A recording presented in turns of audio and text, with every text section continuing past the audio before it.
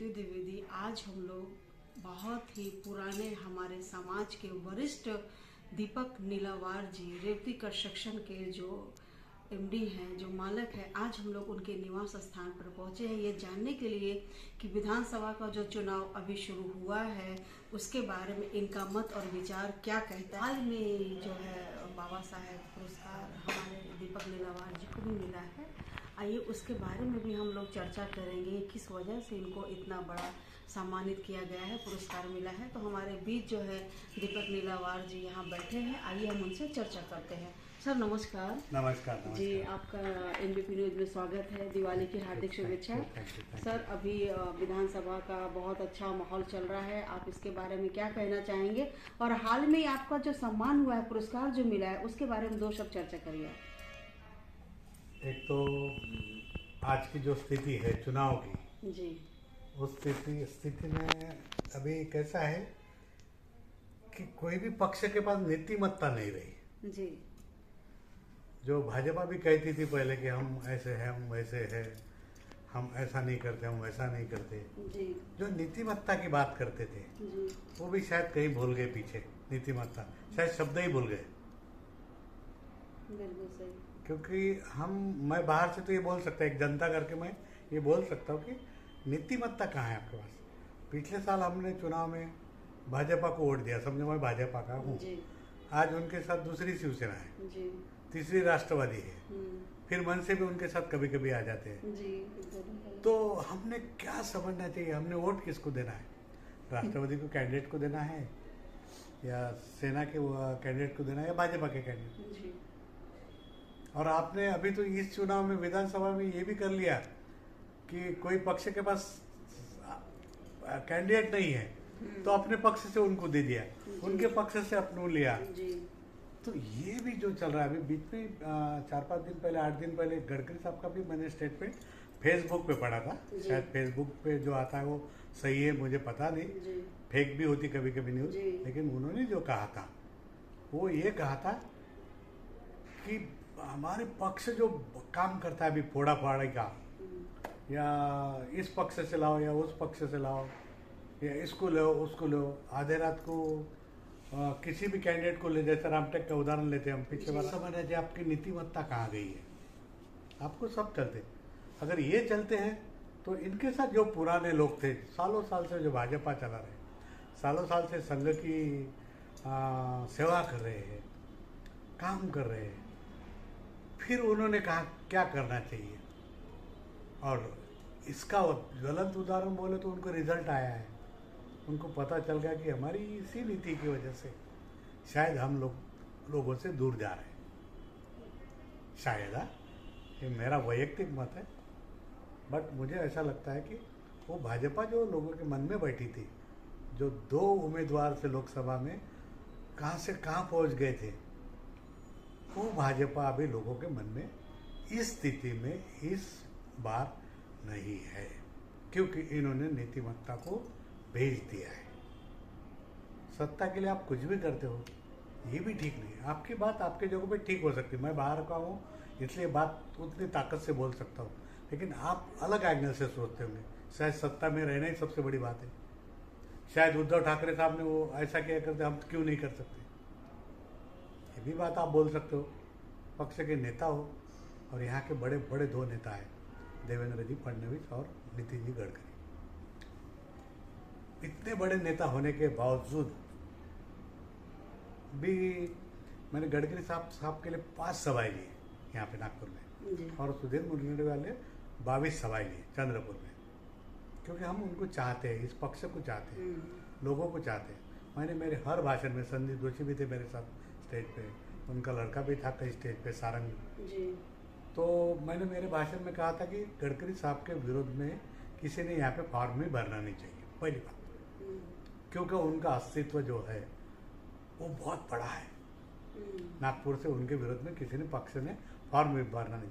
लेकिन दूसरी बात मैंने ये भी कही थी कि हर पक्ष को अपना अस्तित्व रखना होता है, अस्तित्व टिकाने का काम करते हैं वो, इसलिए उनको पक्ष का कैंडिडेट खड़ा करना होता है, ये भी बात ठीक। लेकिन ये होने के बावजूद उनको 5 लाख वोटों से जीत के देना है, ये मैंने ओपनली बोला था, लेकिन वोटिंग परसेंटेज उनका क्या आया, 1,40,000 से वो जीते हैं। आपको क्या लगता है इस समय अगर हमारे डीसीएम भी खड़े हैं, इधर से ये लोग भी खड़े हैं, आपको क्या लगता है इस समय रिजल्ट क्या आएगा?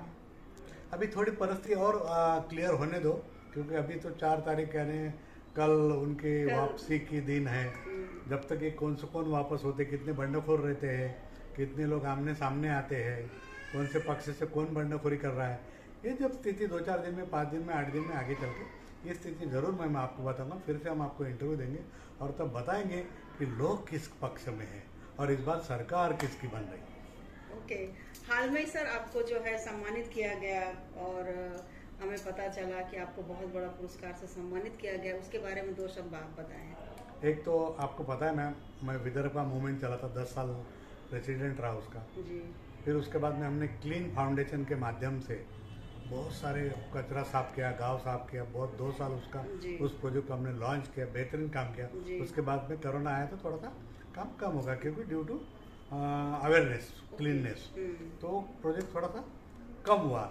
उसके बाद में भी कोरोना में हमने 55 दिन हमारे क्लीन फाउंडेशन ने रोज हजारों लोगों को खाना खिलाया। पुलिस डायरी में हमारा रोज नोंद होती थी, लोगों को हम खाना कितने लोगों को खिलाते हैं वो भी वहाँ पे नोंद करते थे। लोगों को बिस्किट खिलाया, केले खिलाया, लोगों को चप्पलें बांटी, हमने गॉगल भेजे। ये सब काम कहीं ना कहीं हमारे महाराष्ट्र शासन के शायद ध्यान में आया होगा, जो हम क्लीनिंग का काम करते हैं, गरीबों की सेवा करते हैं, अलग माध्यम से मैं लोगों की सेवा करता हूँ, तो शायद ये सरकार के ध्यान में आया होगा। अभी हम लोग दीपक नीलावार जी जो है हमारे समाज के, हमारे नागपुर शहर के वरिष्ठ समाज सेवक हैं और अभी हम लोग उनसे ये जानते हैं कि गवर्नमेंट की विभिन्न जो योजनाएं आती है उस योजना के तहत जो जनता है, पब्लिक है, उसके पास में किस प्रकार से योजना पहुंचती है, उसका लाभ मिलता है या नहीं मिलता है। आइए हम दीपक नीलावार जी से सुनते हैं और समझते हैं। सर, अभी जो है हाल फिलहाल में आपने सुना होगा कि महाराष्ट्र गवर्नमेंट का एक योजना आया था लाडली बहना, उसके बारे में आप क्या कह रहे हैं? हाँ, एक तो लाडली बहना योजना मैं किसी के विरोध में नहीं बोलूँगा, लेकिन ये सरकार ने 3 महीने पहले ही योजना लाई। ये अगर पहले से 2.5 साल से लाते तो हम समझ सकते थे इनको लोगों के लिए कुछ करना है। और सबसे बड़ी बात है, ये योजना लाकर गवर्नमेंट ने, महाराष्ट्र शासन ने, शिंदे साहब ने निष्क्रियता फैला दी है। लोग काम करना पसंद नहीं करते। एक घर में अगर 3 लेडीज है, 4 लेडीज है, 5 लेडीज है, तो उसको तो 1,500 इंटू 4 6,000 घर में आते हैं। उधर चावल फ्री है, उधर गेहूँ फ्री है, उधर तेल फ्री है। इस वजह से क्या होगा कि रोजगार जो है, आज मैं बिल्डर हूँ या काश्तकारी में है, बहुत सारे लोग बिजनेस करते हैं, जो रोजगार जहाँ से मिलता था, लोग मिलते थे, आज इस योजना के वजह से वो लोग मिलना कम हो गए। बंद नहीं बोल सकते हम, कम हो गए। निष्क्रियता जो बढ़ा दिया गवर्नमेंट ने। ये योजना लाना था, लेकिन किसके लिए? 60 साल की उम्र के ऊपर की अगर लड़की है, लेडीज है, तो इसके लिए योजना लाना था। के लिए, हाँ, सीनियर सिटीजन के लिए लाना था। ये तो 20 साल की, 15 साल की लड़की, उसको भी 1,500 रुपये दे रहे आप, वो तो काम करने के लिए जाएंगे नहीं ना। क्योंकि आपका कहने का मतलब है कि महाराष्ट्र गवर्नमेंट जो है वो नौजवानों को जो है काम से वंचित करना चाहती है। किया है। अभी लाडली बहन योजना लाया, फिर और कुछ लाने वाले हैं, ऐसा कुछ तो भी बोलते हैं। तो इससे क्या होगा? ऐसा नहीं होता। उसको रोजगार उपलब्ध कर दो, उसको शिक्षा दो, उसको आरोग्य की सुविधा दो। ये कहाँ से हुई? उसको काम ही नहीं करने दे रहे आप, फुकट में पैसे दे रहे। और लोड किस पे आता है? शासन पे आता है। शासन का लोड किस पे आता है? जो टैक्स भरते उन पे आता है। घर से तो कोई ये देते नहीं है। लेकिन इस पे भी करना काम चाहिए था, उस पर विचार विमर्श करना था। जो सीनियर सिटीजन, उनके लिए कुछ भी योजना लाओ, क्योंकि फॉरेन में भी क्या होता है, फॉरेन कंट्री में भी क्या होता है, उनके लिए बहुत सारी योजनाएं होती है। शिक्षा फ्री हो गया, आरोग्य फ्री। जब वैसे पंतप्रधान साहब जो भी करते हैं, अभी तो 5 लाख तक उन्होंने आरोग्य सुविधाएं फ्री दे दिया। बात वो नहीं है, आप लोगों को काम से जो तोड़ रहे हो, जोड़ने का काम नहीं कर रहे हो, तोड़ रहे हो। ऐसा मेरा स्पष्ट मत है। इसलिए ये योजना फलदायी किसी के लिए ना, उनके लिए जो ले रहे हैं उनके लिए नहीं है, ना मेरे जैसे के लिए, ना शासन के लिए।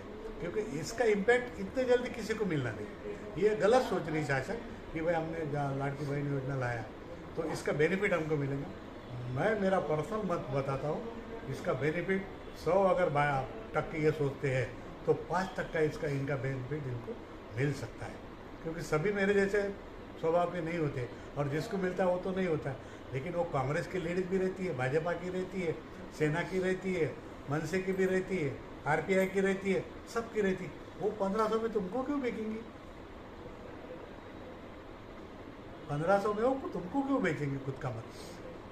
वो तो फायदा लेने के लिए तो हजारों लोगों की लाइन लगा सकते, भाजपा लगा सकते। मैंने दीपक ने बांटा, मैं तो कुछ नहीं हूँ, लेकिन हजारों लोगों की मैं जमा कर सकता हूँ।